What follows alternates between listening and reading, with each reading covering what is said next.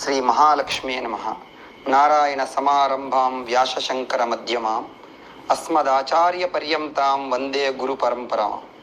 నారాయణం నమస్కృత్య నరం చైవ నరోత్తమం దేవీం సరస్వతీం వ్యాసం తతో జయముధీరయేత్. పిశాచత్వ విముక్తి. నారదుడు అంబరీషునకు వైశాఖ మహత్యమును ఇంకా వివరించుచున్నాడు.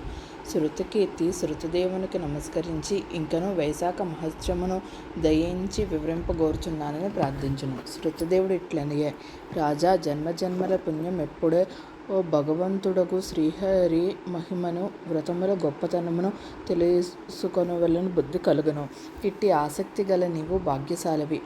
మరెన్నయో శుభలాభములు నీకు మున్నుందు కాలమున ఉండుట చేతనే నీకిట్టి కోరిక కలిగినది. ఇట్టి నీకుగాక మరెవరికి చెప్పదును వినుము. వైశాఖమున సూర్యుడు మేషరాశి యందుండగా ప్రాతకాల స్నానం ఆచరించి శ్రీహరిని పూజించి శ్రీహరి కథను విని యథాశక్తి దానములు చేసిన వారు శ్రీహరి లోకమును తప్పక చేరుదురు. వైశాఖ పురాణం చెప్పుచుండగా దాన్ని శ్రద్ధగా వినక మరి ఒక దానిపై ఆసక్తి కలిగిన మూఢుడు అజ్ఞాని రౌరవమును నరకమును పొంది పిశాచమై ఉండును. అందుకు ఉదాహరణగా క్రింద కథను చెప్పుదురు. ఈ కథ పాపమును నశింపచేసే పవిత్రతను కలిగించి ధర్మాసక్తిని పుణ్యమును కలిగించును. ఇది మిక్కిలి ప్రశస్తమైన కథ సుమా, విను.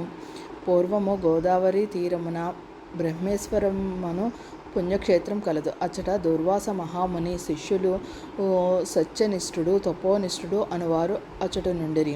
వారిద్దరును మహాజ్ఞానులు, సర్వసంగ పరిత్యాగులు, ఉపనిషత్తులను బాగుగా చదివినవారు, అందలి భావమును గ్రహించిన వారు. వారు భిక్షాన్నమును మాత్రమే భుజింతురు. మిక్కిలి పుణ్యశాలురు. వారు అచట భృగుశ్రవణమును తీర్థ సమీపమున ఉండిరి. వారిద్దరిలో సత్యనిష్ఠుడు శ్రీహరి కథలందు ఆసక్తి కలవాడు. చెప్పువారు లేకున్నచో తానే శ్రీహరి కథలను వివరించును. శ్రీహరి కథలను ఎవరైనా చెప్పినా శ్రద్ధగా వినును. వీరెవరునూ లేనిచో విష్ణు కథలను తలుచుకొనుచు శ్రీహరికి ప్రీతిని కలిగించు పనులను చేయుచుండును. శ్రీహరి కథలను చెప్పువారున్నచో రాత్రింబవళ్ళు తన పనులను మాని వానిని వినుచుండును. అట్లే వినువారున్నచో తాను రాత్రింబవళ్ళు శ్రీ మహావిష్ణువు కథలను వివరించును. దూరమునున్న తీర్థముల్లో స్నానము చేయుట కన్నా దూరమునున్న క్షేత్రములను దర్శించుట కన్నా కర్మానుష్ఠానము కన్నవానికి విష్ణు కథలయందు ప్రీతి ఎక్కువ. ఎవరైనా చెప్పుచున్నచో తాను వినును, వినువారున్నచో తాను శ్రీహరి కథలను తన్మయుడై వివరించును. చెప్పువారున్నచో తన పనులను మానుకొని వినును. విష్ణు కథలను చెప్పువాడు రోగాదులచే బాధపడుచున్నచో కోపస్నానము చేసి శ్రీహరి కథలను తలుచును.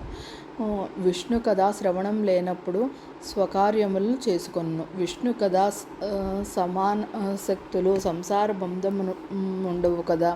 శ్రీహరి కథలను వినుట వలన చిత్తశుద్ధి కలుగును, విష్ణుభక్తి పెరుగును. విష్ణువుపై ఆసక్తియు సజ్జనులందు అనుష్ఠానము పెరుగును. నిరంజనము నిర్గుణముగు పరబ్రహ్మము వాని హృదయమును స్ఫురించును. జ్ఞానహీనుని కర్మ నిష్ఫలము కదా. దుష్టులు కర్మలెన్నింటినీ చేసినను వ్యర్థములే. గ్రుడ్డివానికి అద్దమును చూపిన ప్రయోజనమేమి. కావున చిత్తశుద్ధిని సాధింపవలెను. చిత్తశుద్ధి వలన శ్రీహరి కథాసక్తి కలుగును. అందువలన జ్ఞానం కలుగును. అట్టి జ్ఞానము వలన జ్ఞానము ఫలించును. కావున పెక్కుమార్లు విష్ణు కథాశ్రవణము ధ్యానము మననము ఆవశ్యకములు. శ్రీహరి కథలు సజ్జనులు లేని చోట గంగా తీరమైనను విడువదగినది. తులసీవనము శ్రీహరి ఆలయము. విష్ణు కథ లేని చోట మరణించిన వాడు తామసమును నరకమును పొందును. శ్రీహరి ఆలయము కానీ కృష్ణ మృగము కానీ విష్ణు కథ కానీ సజ్జనులు కానీ లేని చోట మరణించిన వారు పెక్కు జన్మలయందరూ కుక్కగా జన్మింతురు. సత్యనిష్ఠుడి ఈ విధముగా ఆలోచించి విష్ణు కథాశ్రవణము ప్రసంగము మననము స్మృతి మన్నగు ముఖ్యములని తలచును.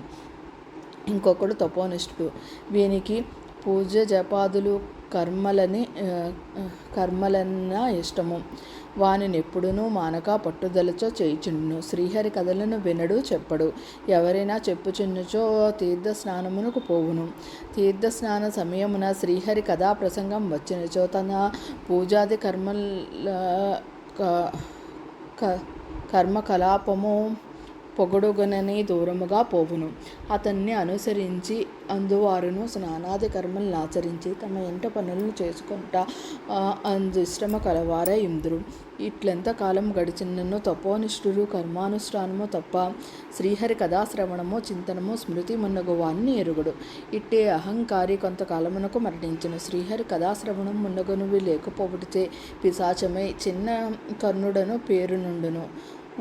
జమ్మి చెట్టినందు నివసించుచుండును. బలవంతుడైనను నిరాధారుడు నిరాశ్రయుడు ఎండిన పెదవులు నోరు కలవాడే ఎండును. ఇట్లు బాధపడుచు కొన్ని వేల సంవత్సరముల కాలముండెను. వీని సమీపమునకు వచ్చువారు లేక మిక్కిలి బాధపడుచుండును. ఆకలి దప్పిక కలిగి అవి ఈ తీరు ఉపాయం లేక మిక్కిలి బాధపడుచుండును. వారి శరీరమునకు జలబిందువు అగ్నిగను జలము ప్రళయాగ్ని వలె ఫలపుష్పాదులు విషమూగవలే ఉండున్నవి. ఈ విధముగా కర్మపరాయణగు తపోనిష్ఠుడు పలు విధములుగా బాధలు పడుచుండెను. నిర్జనమైన ఆ అడవి అందతడు మిక్కిలి బాధపడుతుండగా ఒకనాడు సత్యనిష్ఠుడు పనిపై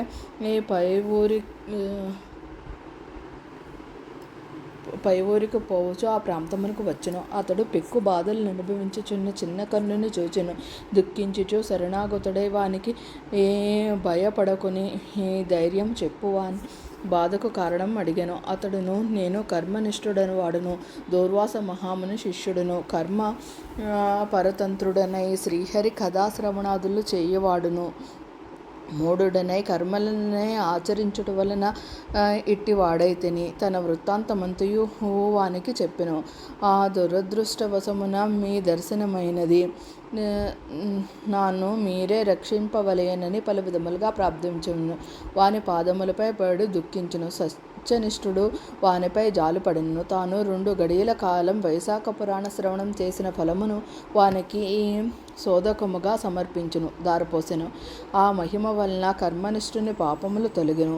వాని పిశాచ రూపం పోయి దివ్యదేహం కలిగెను. కర్మనిష్ఠుడు సత్యనిష్ఠునికి నమస్కరించి కృతజ్ఞతను తెలిపి శ్రీహరి పంపగా వచ్చి దివ్య విమానం ఎక్కి శ్రీహరి సాన్నిధ్యమునకు పోయిను. సత్యనిష్ఠుడను వైశాఖ మాస మహాత్మా మహిమను విస్మయపడుచు తన గమ్యమునగు పైటనరపురమునకు పోయెను. శృతకీర్తి మహారాజా కావున శ్రీహరి కథల ప్రసంగము శ్రవణము ప్రశస్తము ఎరుగుము. శ్రీహరి కథా ప్రసంగము గంగా ప్రవాహం కంటే సర్వక్షేత్రముల కంటే ప్రశస్తమైనది. శ్రీహరి కథా ప్రసంగము గంగా ప్రవాహం కంటే పవిత్రమైనది.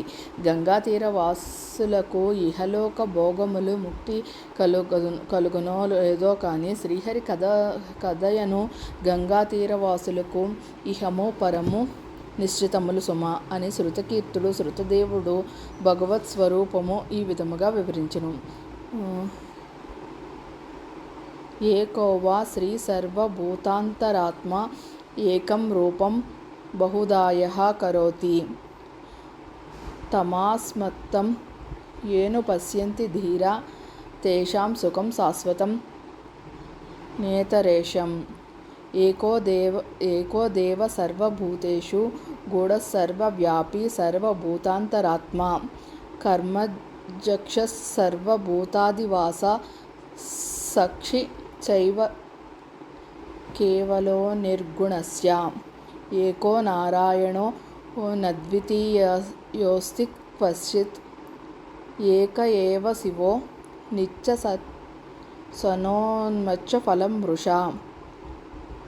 బహునాత్ర కిముక్తేన సర్వం బ్రహ్మమయం జగత్ అనేక భేద భిన్నస్తు క్రీడతే పరమేశ్వరః అని శత్రుదేవుడు శృతకీర్తి భగవంతుని తత్వమును వివరించెను అని నారదుడు అంబరీషునికి చెప్పును. వైశాఖ పురాణం 19వ అధ్యాయం సంపూర్ణం.